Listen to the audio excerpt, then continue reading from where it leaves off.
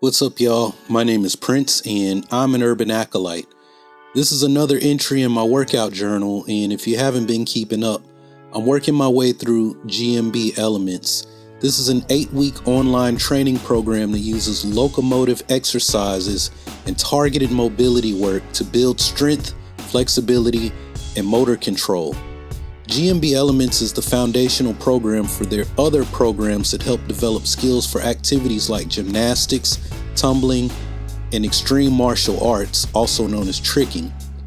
I have to assume that some people are coming to my channel for the first time, but I have an extensive background in physical fitness, and I've been coaching sports or fitness for over 20 years. When I first got certified as a personal trainer back in 2011, I had this growing interest in movement and teaching people how to move better. I got to know people like Dr. Mark Chang, Charlie Weingroff, and some other therapists affiliated with Gray Cook and the Functional Movement Screen. Attending the FMS seminars and seeing all of the resets took me into Tim Anderson's original strength, which basically took the mobility drills from the Functional Movement Screen and dumbed them down for personal trainers and strength coaches who did not want to pretend to be physical therapists. Coincidentally, I'd also registered to attend a primal movement workshop around the time that I registered for Original Strength. I was trying to get certified as a primal movement instructor, but I found that I picked up that material very quickly. I basically fell in love with it, and by the end of the workshop, I told my instructor, Adrian Harvey, that I wanted to start teaching something that only consisted of movement or skill-based workouts and calisthenics. Now, I wish I could say that I went on to become this really awesome primal movement instructor who taught all these classes and made lots of money doing something that I love. That didn't happen. See, to get certified in primal movement, you had to demonstrate that you could actually teach the stuff. Around that time, I took on some new clients with the intent of using our workout sessions as evidence that I could teach that material. But that particular group, they just couldn't handle the workouts. And at that same time, I was dealing with my grandmother's passing. I didn't really have the patience to train them. So I took a break from training, and during my break is when I found gold medal bodies in their programs. Now, what I love about GMB is that it takes me back to my roots. When I really started looking at what is taught in Elements, all the resets are right there. All the stuff to take a person who scored a lot of ones on the Functional Movement Screen or in this program to maybe get them up to 3s. If you don't know anything about the Functional Movement Screen, it's like a test to see how people move. Physical therapists, strength coaches, massage therapists, and personal trainers can use the FMS to get on the same page if they're working with an athlete, a weekend warrior, or just someone looking to get in better shape. If you score a 1 on a test, it means that there are a lot of areas where you can improve. And if you score a 3, well, that means you did really awesome. So what I was saying is that the stuff in Elements will help someone when it comes to the FMS, and it will help them own their ability to move overall, which gets back to the specificity principle that I'm always mentioning. This program is focused on helping people move better. So a test that looks at movement, well, guess what? Do this kind of training and you will score higher on a test that is evaluating how well you move. Does that make sense? Okay, well, this week I completed week 4 of GMB Elements, so I'm finished with the first half of the program. Week 3 really stepped things up, and week 4 was much more difficult. The focus of week 4 was to introduce the transitions between bear, monkey, and frog.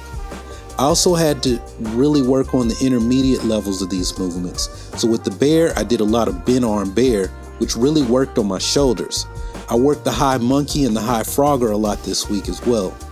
Now, I've got to be honest with you guys. I'm reviewing these weeks on Elements after having already completed the program. So it's hard for me to remember some of the things that happened during this week. But one thing I noticed, especially around week 6 and 7, is that I was trying too hard to do many of the moves in weeks 4 and 5. What I mean is I watched some of the GMB instructors, which I'm working towards becoming, and they were a whole lot smoother with their movements. Now, this just comes from plenty of practice. They work to a point where they own the moves, whereas, well, I'm still learning them. But something else I noticed from watching myself and watching people more advanced is that I'm compensating a lot. Some of that has to do with not being strong enough to do the moves the right way, but I'm compensating in a way that is actually making my workouts harder. I noticed this a lot with the high frogger, the high monkey, and all of the monkey transitions.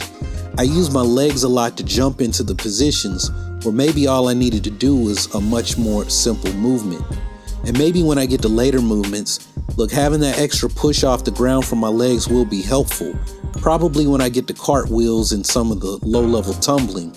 But for now, I think I should be focusing on using more upper body strength, or at least working to develop that upper body strength to support me when doing handstands and cartwheels. But like I said in my week 2 video, this is really a mindfulness practice. It's easy to get caught up in the workouts and just start to go through the motions.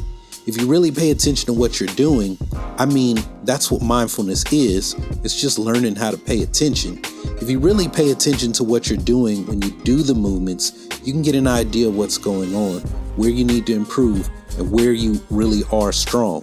So like I said, this week really drilled the high monkey, high frogger, bent arm bear, and the transitions between the movements.